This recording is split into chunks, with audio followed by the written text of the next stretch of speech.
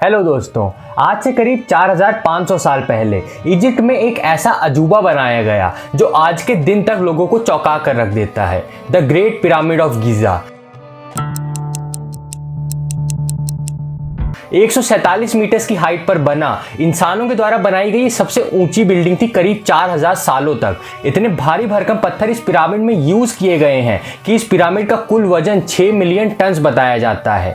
इससे आप कंपेयर करें आज के दिन की सबसे ऊंची इमारत बुर्ज खलीफा से, तो उसका वजन सिर्फ 5 लाख टन है। सबसे हैरान कर देने वाली चीज ये है कि इसे बनाया कैसे गया, क्योंकि उस जमाने में लोगों के पास कोई क्रेन्स नहीं थी, कोई बुलडोजर्स नहीं थे, कोई मॉडर्न डे टेक्नोलॉजी नहीं थी, यहाँ तक कि उन लोगों के पास तो व्हील्स तक नहीं थे, पहिए भी नहीं थे उन लोगों के पास। लेकिन फिर भी इन्होंने एक ऐसा मॉन्यूमेंट बनाया जो आज के दिन तक खड़ा हुआ है। सोच कर देखो, 4500 साल तक कोई बिल्डिंग बनी रहे, इतनी जलती हुई गर्मी में, तूफान आए, बारिश आए, वेदरिंग हो, दुनिया में कोई भी इतनी बड़ी, इतनी पुरानी चीज नहीं है जो आज तक सर्वाइव करी हो। तो आखिर कैसे हो पाया ये? तो दोस्तों, मैं हूं सागर, आपका स्वागत है जनगणना यूट्यूब चैनल पर, और आइए समझते हैं दोस्तों इस पिरामिड का रहस्य आज के इस वीडियो में। Pyramid is arguably the most enigmatic structure on the face of the earth.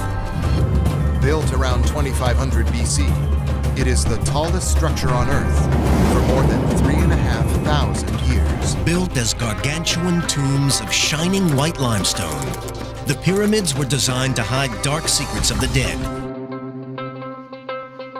इतिहास में दोस्तों हम जितना पीछे जाते हैं उतना ही मुश्किल होता जाता है शॉर्ट पता लगाना कि एग्जैक्टली क्या हुआ था, कैसे हुआ था और कब हुआ था। तो अनुमान लगाया जाता है कि the great pyramid of Giza को बनाया गया था साल 2560 बीसी में फैरो खुफू के द्वारा। ये एंशिएंट इजिप्ट में जो राजा महाराजा हुआ करते थे, हम इन्हें फैरो करके पुकारते हैं। फैरो खुफू की अगर स्पेसिफिकली बात करें तो हम एक राजा के बारे में ज़्यादा नहीं जानते, बस इतना जानते हैं कि ये सेकेंड राजा थे 4th dynasty of old kingdom of Egypt के।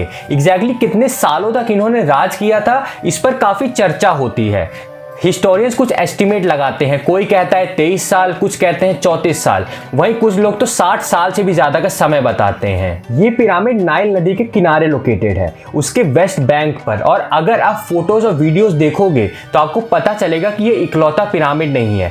इस जैसे दिखने वाले 2 और पिरामिड दिखते हैं जो कि सेम जगह पर बनाए गए हैं। इन तीनों में से सबसे ऊंचा है the great pyramid of Giza, जिसे हम पिरामिड ऑफ खुफू भी कहते हैं। इससे छोटा है पिरामिड ऑफ खाफरे, जो सेकंड लार्जेस्ट पिरामिड है इजिप्ट में। कहा जाता है कि खुफू के बेटे खाफरे ने इसे बनाया। और तीसरा और सबसे छोटा पिरामिड है पिरामिड ऑफ मेनकौरे। बताया जाता है खाफरे के बेटे और खुफू के पोते ने इसे बनाया। मतलब कि तीनों जनरेशन ने अपना एक एक पिरामिड बनाया था, पर साइज के साथ वो छोटा ही होता चला गया। उस जमाने में बनाए गए ये इकलौते मॉन्यूमेंट्स नहीं है। इसके अलावा द ग्रेट स्फिंक्स, कई और बरियल टूम्स, कई और छोटे पिरामिड्स भी हैं। टोटल में बताया जाता है 118 पिरामिड्स हैं, अलग अलग शेप और साइजेस के। इनमें से कई पिरामिड्स टूटकर वेदरिंग की वजह से मलबा हो चुके हैं, बहुत कम अच्छी कंडीशन में बचे हैं। और शायद सबसे अच्छे वेल प्रिजर्व्ड यही 3 पिरामिड्स हैं, specially the great pyramid of Giza. क्या कारण था इन्हें बनाने के पीछे? वही कारण जो बहुत से और एंशिएंट मॉन्यूमेंट्स को बनाने के पीछे एक कारण था। इन्हें एक मकबरे के तौर पर बनाया गया था। ये एक टूम है, इनके फेरोज को दफनाया गया है इन पिरामिड्स के अंदर। बात क्या है दोस्तों, एंशिएंट इजिप्शियंस आफ्टर लाइफ में विश्वास रखते थे। इनका मानना था कि मरने के बाद जिंदगी खत्म नहीं होती, बल्कि मौत के बाद हमारी आत्मा अंडरवर्ल्ड में जाती है, जहां भगवान हमारी आत्मा को जज करते हैं। जिन लोगों ने अच्छा किया है वो हमेशा के लिए जिंदा रहते हैं इस आफ्टर लाइफ में। और इस आफ्टर लाइफ के लिए प्रिपेयर करने के लिए जब इनके ये राजा, ये फेरोज जिंदा थे, तभी अपने लिए टूम्स बनवाते थे, अपने लिए बहुत अच्छा खाना, खजाना, ज्वेलरी, फर्नीचर, कपड़े और बहुत सी चीजें अपने साथ पिरामिड में रखते थे, ताकि आफ्टर लाइफ में ये चीजें उनके काम आए। तो इनके मरने के बाद इनकी बॉडीज को ममीफाई किया जाता था। जो हम मूवीज में देखते हैं कि बॉडी को पूरा पट्टी में लपेट रखा है, वैसा ही सेम प्रोसेस होता था। इनकी बॉडीज को ममीफाई किया जाता था और वुडन या फिर स्टोन कॉफिन में, जैसी भी राजा की मर्जी होती थी, उनमें दफना कर इन्हें पिरामिड्स के अंदर रख दिया जाता था, ताकि इनकी बॉडी वेल प्रिजर्व्ड भी रहे। साथ के साथ जब ये आफ्टर लाइफ में जाएं तो वहां पे उन्हें कोई दिक्कत भी ना हो। ये इनका खुद का मानना होता था इजिप्शियंस का। अब आप पूछोगे कि ये हमें कैसे पता चला कि पिरामिड्स को इन्हीं सारी चीजों के लिए यूज किया जाता था। दो बड़े कारण हैं दोस्तों। पहला कि इस जैसे और भी पुराने पिरामिड्स पर लेख लिखे हुए मिले हैं, इस जैसे ही कॉफिन्स और इस जैसे ही पिरामिड्स पर टेक्स्ट लिखे मिले हैं जिसमें बता रखा है कि ये लोग क्या करते थे। और दूसरा, मेजॉरिटी ऐसे हिस्टोरिकल पिरामिड जो हमने पाए हैं इजिप्ट और सूडान के देशों में, उन्हें टूम्स की तरह ही इस्तेमाल किया गया है। लेकिन क्योंकि ग्रेट पिरामिड ऑफ गीजा के अंदर अपने आप में कोई ऐसा सब्सटेंशियल एविडेंस नहीं मिला इन चीजों का कि उसे टूम की तरह ही यूज किया गया है या फिर उसके अंदर कोई टूम भी देखने को नहीं मिली, तो लोग अपनी ऑल्टरनेट थ्योरीज बनाने लगते हैं, अपने हिसाब से बोलने लगते हैं कि इसके अंदर टूम नहीं बना रखी होगी, इसके अंदर कुछ और कर रखा होगा। इस ग्रेट पिरामिड के अंदर जब आर्कियोलॉजिस्ट गए तो उन्हें सिर्फ 3 रेलिक्स मिले और एक कॉफिन मिला। ये ताबूत माना जाता है कि खुफू का था और बाकी का खजाना और ज्वेलरी जो इसके आसपास होनी चाहिए थी, अज्यूम किया जाता है कि इतने सालों में कोई इसे लूट कर ले गया होगा। तो जो लोग इस बात से डिसएग्री करते हैं उनकी ऑल्टरनेटिव थ्योरीज बहुत ही अजीबोगरीब और बहुत ही अलग तरह की होती हैं। वो कुछ भी सोच कर ले आते हैं और बोलते हैं कि यही चीज सच है। एक बहुत ही पॉपुलर थ्योरी जो सुनने में आती है वो ये है कि ग्रेट पिरामिड एक पावर प्लांट था जिससे बिजली जनरेट हो सकती थी। जो लोग इसमें मानते हैं वो कहते हैं कि एंशिएंट इजिप्शियन लोग बहुत ही टेक्नोलॉजिकली एडवांस थे, वो ऑलरेडी बिजली बनाना सीख चुके थे। इसका एविडेंस क्या बताया जाता है? इनके कुछ पुराने जमाने के आर्टवर्क्स दिखाए जाते हैं। इनके पुराने टेम्पल्स में कुछ इस तरह के आर्टवर्क्स पाए गए हैं जिसे कुछ लोग देखकर कंक्लूड करते हैं कि लाइट बल्ब बना रखा है इन लोगों ने इन आर्टवर्क्स में। तो लाइट बल्ब इन लोगों ने पहले ही इन्वेंट कर लिया था, बहुत पहले, आज से 4000 साल पहले इन्वेंट कर लिया था। और फिर पता नहीं उसके बाद उस लाइट बल्ब का हुआ क्या, हमें ये तो नहीं पता। मैंने बार बार बताया कि ऐसी कॉन्स्पिरेसी थ्योरीज तब बनाई जाती हैं जब सब्सटेंशियल एविडेंस नहीं होता किसी चीज को लेकर। लेकिन ऐसी कॉन्स्पिरेसी थ्योरीज अक्सर इतनी अजीब होती हैं कि इनका कोई लॉजिकल सेंस ही नहीं होता।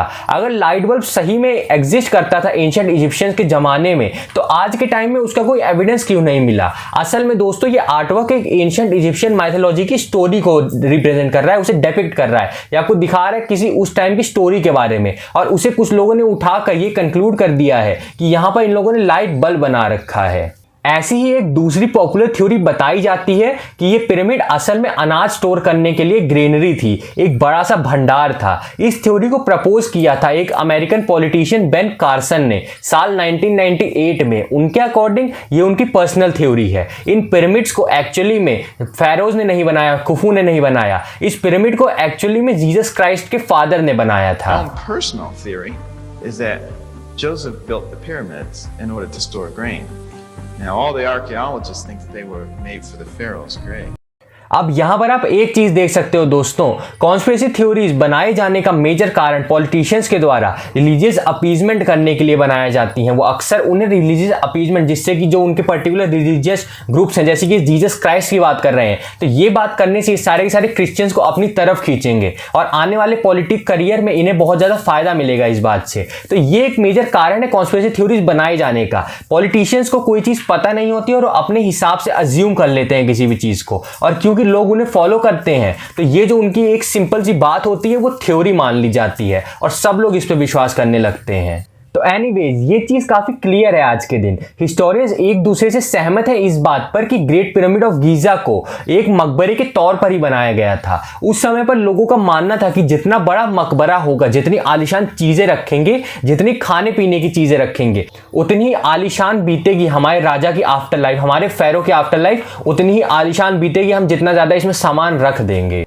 लेकिन अब आते हैं सबसे बड़े सवाल पर, इन पिरामिड्स को एक्चुअली में बनाया कैसे गया? सही मायनों में देखा जाए तो यही एक्चुअली में दोस्तों सबसे बड़ी मिस्टीरियस चीज है इन पिरामिड्स के बारे में। उस जमाने के लोगों ने कैसे यहां पर 147 मीटर ऊंची इमारत खड़ी कर दी, जिसे इतने बड़े बड़े पत्थरों से बनाया गया है कि पत्थरों का अपने आप में वजन 2.5 टन से लेकर 80 टन के बीच में है। हर पत्थर को इतने बारीक तरह से काटा गया है, इवनली काटा गया है, जब काटने के लिए उस समय टूल्स भी मौजूद नहीं थे। और फिर इन पत्थरों को एक दूसरे के ऊपर लगाकर कैसे रखा गया, जब ये लोग पहियों का भी इस्तेमाल नहीं करते थे। और ये सब इन्होंने कर दिखाया 20 सालों के अंदर अंदर।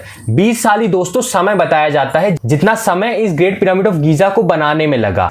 तो कई थ्योरीज बताई जाती हैं इसको लेकर, और इस बार मैं कॉन्स्पिरेसी थ्योरीज के बारे में बात नहीं करूंगा जो बहुत ही अजीब है और बहुत ही अजीबोगरीब है। लेकिन इन थ्योरीज की बात करने से पहले एक बड़े मिसकंसेप्शन को देखते हैं जो लोगों के अंदर होता है इन पिरामिड्स को लेकर। फिल्मों में अक्सर दिखाया जाता है कि इन पिरामिड्स को बनाते वक्त स्लेव लेबर का इस्तेमाल किया गया था। बड़े ही गरीब सर्वेंट्स यहाँ पर मजदूरी करने लग रहे थे दिन रात। जिनके जो बॉस होते थे वो इन्हें रस्सियों से मारते थे, हंटर से पिटाई करते थे उनकी। याद है ना किसी फिल्म में आपने ये जरूर देखा होगा।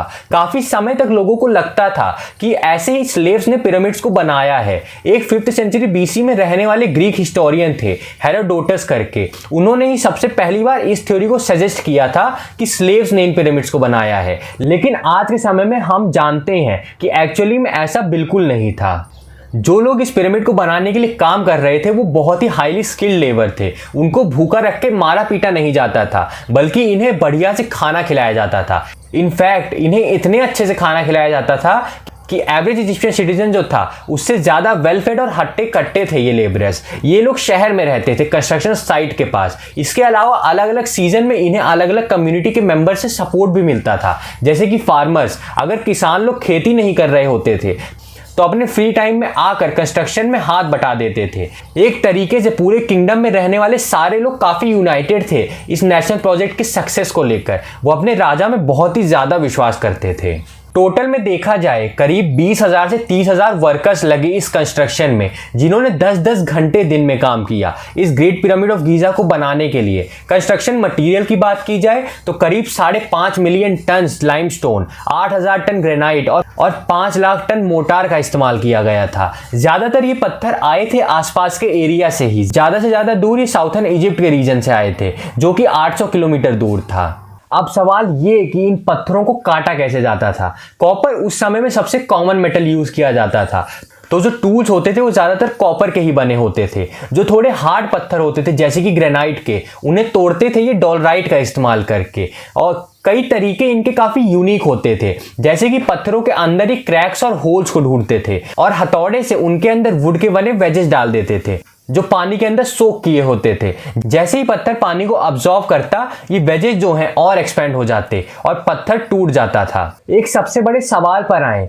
इन पत्थरों को मूव कैसे किया जाता था। उस समय व्हील्स कार्ट्स में इस्तेमाल नहीं किए जाते थे, तो कोई गाड़ी सी मशीन नहीं थी कि जिसके नीचे पहिए लगाए, ऊपर पत्थर डाला और हिलाकर लेकर चले गए। सबसे प्लॉजिबल थ्योरी यहाँ पर यह है, इतने दूर से पत्थरों को लाने के लिए ये राफ्ट सी बनाते थे जो नदी पर तैरती थी। उसके बाद जब पत्थर पिरामिड के नजदीक आ गया तो एक के ऊपर एक पत्थरों को रखने के लिए ये स्लेजेस का इस्तेमाल करते थे गीली मिट्टी में। ये बहुत ही इंटरेस्टिंग थ्योरी है जो कि बहुत ही रिसेंटली पता चली है। 2014 में एक स्टडी करी गई थी और इस थ्योरी का बेसिस है एक्चुअली में पेंटिंग जो कि पाई गई थी जे होती होटेप के टूम पर। यह टूम काफी बाद का है, 1900 BC का है, लेकिन इस पेंटिंग में आप देख सकते हैं करीब 170 लोग एक स्टैचू को घसीट कर लेकर जा रहे हैं, एक स्लेज पर रस्सियों का इस्तेमाल कर रहे हैं इतनी भारी चीज को खींचने के लिए। इस पेंटिंग पर ध्यान से देखेंगे तो यह भी दिखेगा कि एक आदमी स्टैचू के सामने पानी गिराने लग रहा है रेत के ऊपर। शुरू में आर्कियोलॉजिस्ट को लगा कि यह कोई रिचुअल का जरिया होगा, कोई ट्रेडिशन होगा इनका सामने पानी गिराना, लेकिन जब फिजिसिस्ट डैनियल बॉर्न और उनकी टीम ने इसे टेस्ट आउट किया तो पता लगा रेत में एक सर्टेन अमाउंट ऑफ पानी अगर मौजूद होगा तो जमीन और जमीन पर घिसटने वाली चीज का जो फ्रिक्शन है वो काफी हद तक कम हो जाता है। ये रेशो काफी बारीक है, करीब 2 से 5% पानी सैंड में। इसकी मदद से गीली रेत में चीजों को ड्रैग करना काफी आसान हो जाता है। अगला सवाल अब उठता है, आप पूछोगे अच्छा पत्थरों को इधर से उधर रेत में धक्का मार के ले जाया जा सकता है, लेकिन पत्थरों को एक दूसरे के ऊपर रखा कैसे जा सकता है। इतने भारी वजन को आखिर में कैसे उठाया जाए बिना मशीनों को यूज करके। अब आमतौर पर एक पुलिस का सिस्टम बनाया जा सकता है और इसको उठाने के लिए, लेकिन जैसा कि मैंने आपको बताया इस समय तक जो व्हील था वो उस समय तक 4th डायनेस्टी के दौरान एग्जिस्ट नहीं करता था। इजिप्ट में एग्जिस्ट करता था लेकिन उसे सिर्फ पॉटरी के लिए इस्तेमाल किया जाता था। तो इसका जवाब है यहां पर दोस्तों एक रैम्प्स का बहुत ही अनोखा सिस्टम बनाया गया। साल 2015 में एक इंग्लिश और फ्रेंच आर्कियोलॉजिस्ट की एक टीम ने